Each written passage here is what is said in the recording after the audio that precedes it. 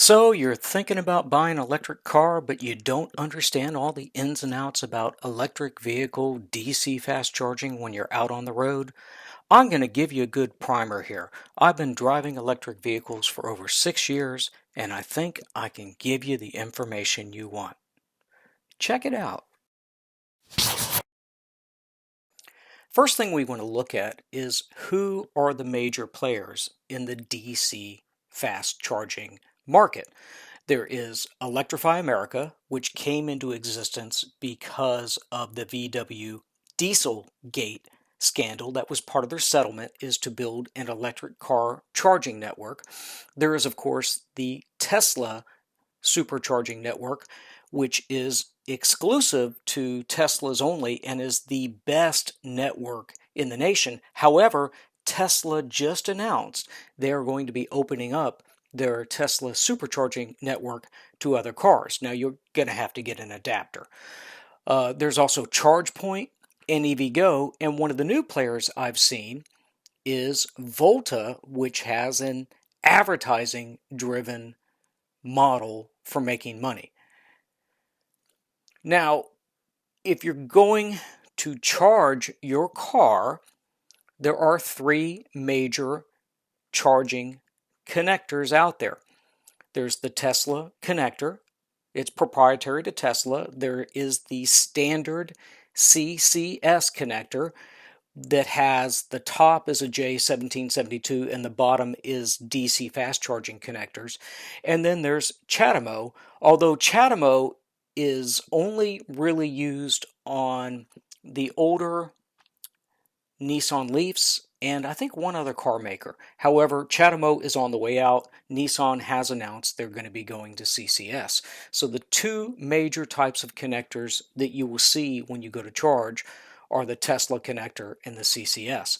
So if you have a non-Tesla vehicle and you pull up to a Tesla supercharger, that connector, that charging wand will not physically plug into your car or vice versa. Now, there are adapters you can get that let you go from the Tesla charging wand into your car. And if you have a non-Tesla electric vehicle and you're going to be charging on the Tesla supercharger network, when that becomes available, you will have to buy an adapter that takes your CCS plug on the side of your car and accepts the Tesla plug. So that's the two major connectors you have to worry about in the charging world. Thankfully, CHAdeMO has gone away. Now, if you look at the charging networks and the locations you have, Tesla and Electrify America have the best networks. And you can see you can travel coast to coast in the United States, and you have similar networks in Europe and other nations that will let you travel and charge easily as you travel. Electrify America is similar. Their network is not quite as extensive, but you should have no trouble traveling along major interstate corridors.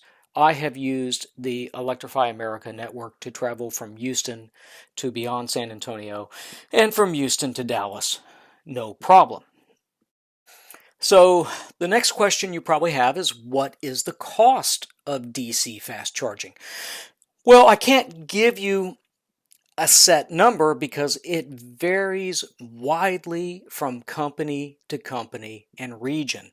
Some locations, they're only legally allowed to charge you by the kilowatt hour they put into your battery. Some charge by the minute. And the rates vary according to the cost of electricity in the locality you're operating at. But generally what I've seen is it's about half the cost of filling up a gas vehicle when you're traveling, up to the cost of a gas vehicle. Like Electrify America has recently cut their charging rates so that it is now significantly cheaper to charge with Electrify America than it was like a year or a year and a half ago. At least one of the DC fast charge networks, Volta, has a free model where you can use their DC fast charger for free, but the limitation is you get 30 minutes. Now, they also have level 2 chargers that have a limit of 2 hours of charging. So remember, if you're buying an electric vehicle, you want to charge at home. That is far, far, far cheaper than DC fast charging, and it makes it economically viable to own that electric vehicle. It's like getting 120 miles to the gallon. It's as if I fill my gas tank up on my electric vehicle, my battery, once a month. Charging at home, I'm spending about $20 to charge my car to get 1,000 miles. And here's an example of Electrify America in Houston, and if you look at their charging rates, if your car charges between 1 and 90 kilowatts, they're charging you 16 cents per minute without a monthly fee. If you're charging a lot, you can get a cheaper rate by paying them $4 a month. You just have to do the math and see if that $4 premium is worth it. And if you're charging it over 90 kilowatts, they charge you 32 cents per minute. So in the example of my car, which is a Chevrolet Bolt, it charges no faster than 55 kilowatts. So I'm charging at 16 cents a minute. And if I charge for a typical charging time of 40 minutes, which gives me about 90 to 100 miles of range, that's $6.40, just to give you an idea. So you're not going to save a fortune when you're traveling with your electric vehicle, but it will be comparable to gas, maybe down to about half the price of gasoline, depending on how many miles per gallon your gasoline vehicle was getting. So let's look at how many miles we would add to the range of our car when we're DC fast charging for a certain amount of time. So first of all, let's review. If I'm at home with a level 2 charger and it can charge at 7.2 kilowatts, I'm adding about 25 miles in an hour to my car. Now, if my battery is 75 kilowatts in size, it would take me about 10 and a half hours to take a dead flat battery and charge it to 100%. Now, typically when you're out on the road traveling, when you get down to about 20% range, 20% battery, you charge back up, and you usually charge up to about 80% battery, and I'll talk about why that is so in a minute, but this is usually the benchmark. What is my 20 to 80% time? With a level 2 7.2 kilowatt charger, it would take me about 6 hours, a little over 6 hours to charge up. If I had a high-end level 2 charger, I'm adding about 34, 35 miles an hour, dead flat battery, almost 8 hours to completely charge, 20 to 80%, 4 hours, 40 minutes. Now let's look at DC fast charging. So the early electric vehicles could charge at about 50 kilowatts. My Chevrolet Bolt, it is an earlier design, and it can actually charge at a maximum of about 55 kilowatts. So if I'm charging at 50 kilowatts and I'm using the 75 kilowatt battery, I could add 175 miles an hour to my car, and to fully charge that 75 kilowatt hour battery from 0 to 100 would be 1 hour and 30 minutes. So at 50 kilowatts, it would take me about 54 minutes to go from 20 to 80. And I've got an asterisk on that, and I've got an asterisk on this, and I'll explain that pretty much on the next slide. If I'm charging at 100 kilowatts, if I'm doubling my charging rate, which most of the electric cars you're going to see today are going to charge at 100 or 150 kilowatts, in 1 hour, I could conceivably add 350 miles to my battery, and it would take 45 minutes to fully charge that 75 kilowatt hour battery, and 20 to 80 time is 27 minutes. If I jump up to 150 kilowatts, that's 450 miles added to the battery in an hour, and it would take 30 minutes to fully charge that battery and 18 minutes to go 20 to 80 time. And now you're getting down to times that are much more like filling up your car with gas. You pull into a gas station, you fill your car up, you go in and buy a snack, you use the facilities, and you get back in your car and you go. Well, while you're going in and buying your snack and using the facilities, your car's charging. So you can double dip. Now, some of the high-end electric vehicles are talking about charging rates of 300 or 350 kilowatts, and that would be adding an astounding 1,000 miles to your battery if it had that capacity in 1 hour. That would take you 15 minutes to fully charge your battery from 0% to 100%, and now you're talking 9 minutes to go from 20 to 80%. Now, let's talk about the asterisk. There is a charging curve to all electric batteries. The fuller the battery gets, the slower the electricity has to be put into it. So this is a screenshot from my iPhone when I charged. And you can see my charging started out at about 55 kilowatts, and then when I hit 50% full on my battery, it stepped down to below 38 kilowatts, I think about 35, 36, and then I had another step down, and this doesn't show it, but if I kept going above 80%, it would have stepped down again to about 16 kilowatts. So even though I can start out at 55 kilowatts, I cannot continue at that rate all the way through. Now, for cars that can charge at higher rates, you're still going to have that step down, but you're starting at a much higher number and you're ending up at a much higher number. So you might start out at 100 and finish up at 30.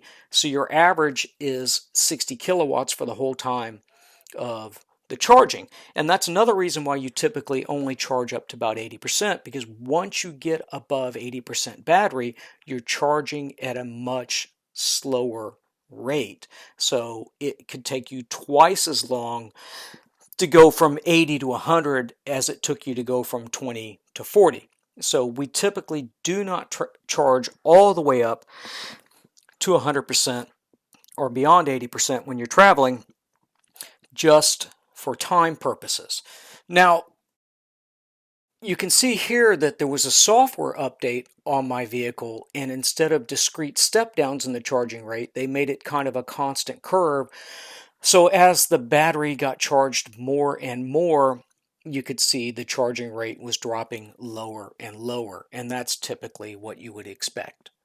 Now, say you're traveling 300 miles and you've got a 75 kilowatt battery, so you have a 250 to 300 mile range on your battery.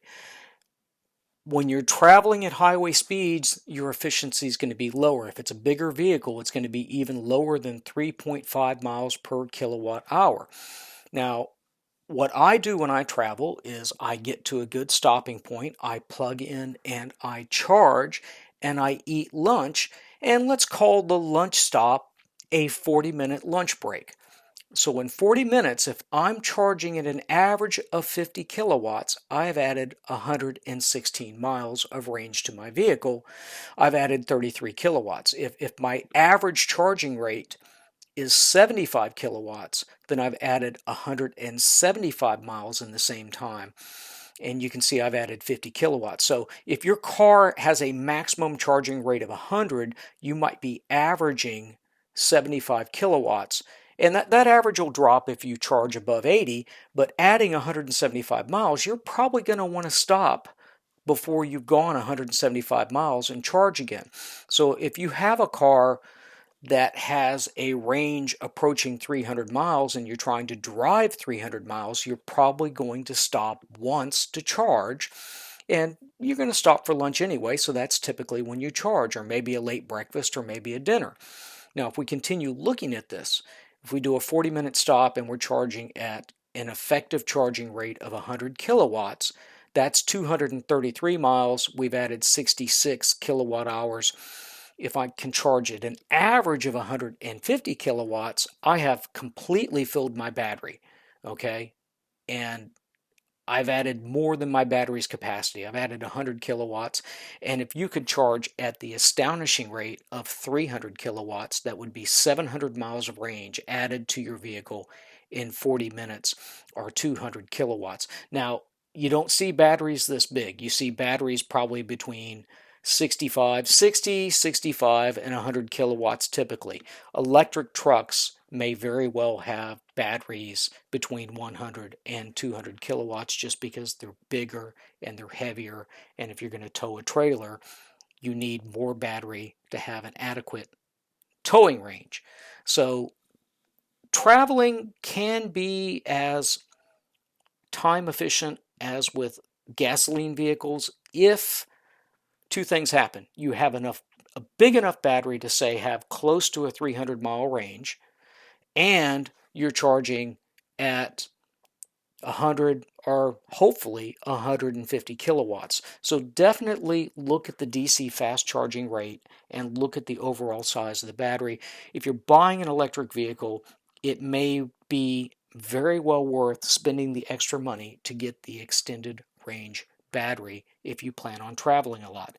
In the city, it's just not a problem. You get home, you plug in, you charge. The next morning, your car is charged. But for traveling, DC fast charging, you really want to look at that DC fast charge rate. Like I said, my Chevrolet Bolt charges at about 55 kilowatts and drops down more and more the more the battery is full. So it does take me more time to travel, and the overall range of the vehicle is such that I have to make 2 charging stops to go about 300 miles.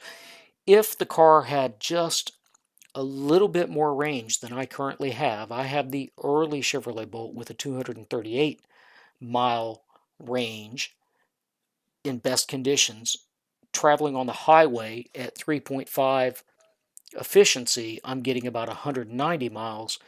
Theoretically, I could get away with charging once, but I usually like to keep some buffer in my battery, so I'm never close to the bottom end of that battery. In Texas, the charging network is still a bit sparse, but it is getting better and will quickly start to get much more dense and much better. If you're going to be traveling with your car, I think you should get the app called PlugShare. Now, this is the website PlugShare because it's a bigger screen I can show you. But one of the things you can do with PlugShare is go in and say what type of car you have or what type of charging connectors you're interested in. So on the website, I selected Tesla Supercharger and Tesla connectors, CCS, SAE, this is the DC fast charge for everybody else, and I also chose J1772. So the brown connectors, and there's a lot more than this, I'm just not zoomed in, these are DC fast charging, and the green ones are non-fast charging, so that'd be like J1772.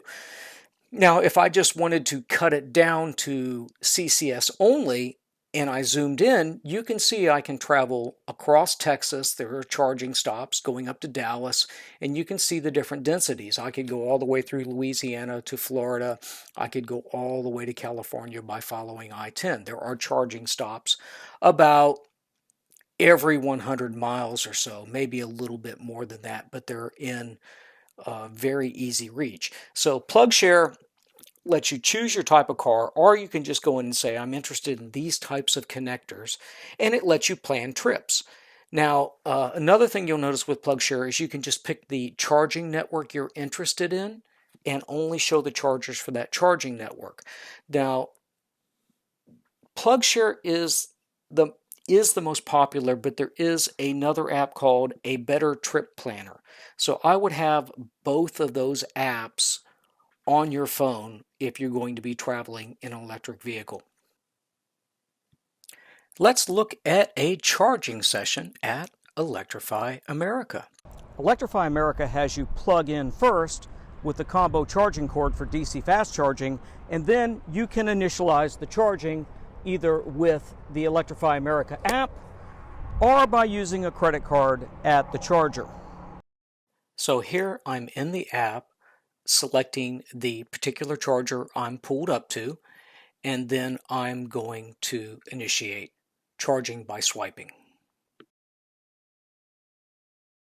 And here you can see the Electrify America charging display on the app as I'm nearing completing my charging session.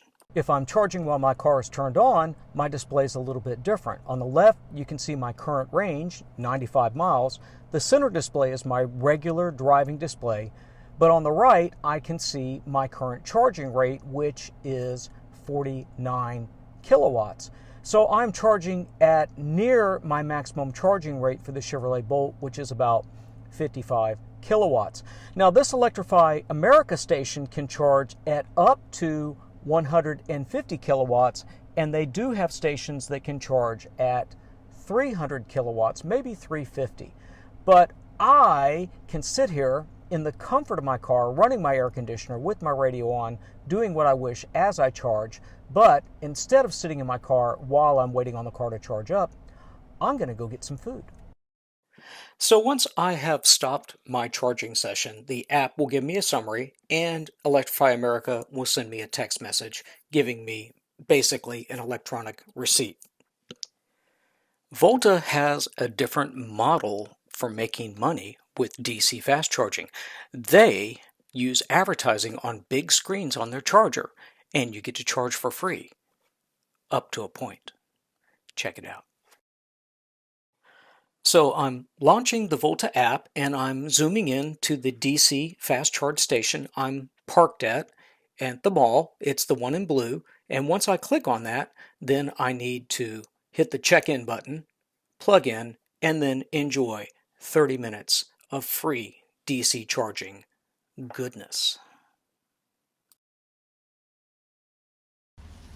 Well, that's the nerd's overview of DC fast charging and the issues you should look at when you're buying an electric vehicle. I hope you enjoyed it.